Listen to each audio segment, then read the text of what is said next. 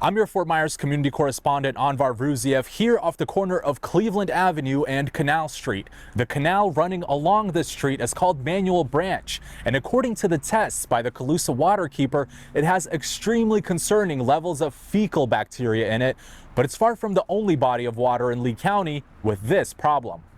Out of the 30 locations where the water was tested, only 3 returned good results. The rest showed moderate to extremely poor conditions with significant presence of fecal bacteria. Testing this water is Cody Pierce, the waterkeeper for the Colusa Waterkeeper nonprofit. We're a first world country living with third world water quality problems here. This is something that's completely avoidable. During the test, some results came back at over 3,000 enterococci bacteria per sample. For reference, the Florida Department of Health issues an advisory if that number is above 70. Anything that's over 4 digits is extremely concerning to us, and it's indicating that there is a persistent ongoing problem with these areas. But where is it coming from? Pierce says it could be a number of sources like leaking and failing infrastructure, such as bathrooms damaged by storm surges or faulty septic tanks.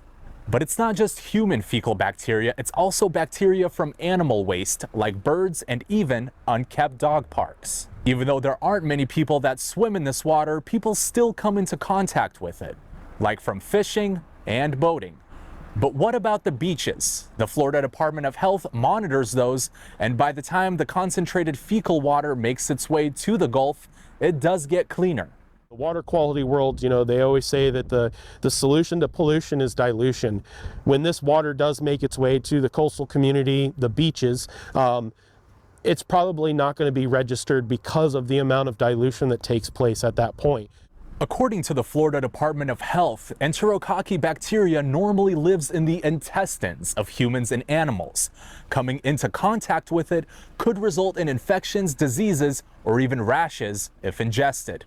And as the population of Lee County grows, Pierce says the fecal bacteria problem will only get worse.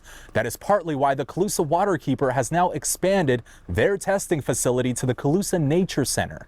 Their first sample at the new location was tested on November 16th, the results of which you can find on fox4now.com.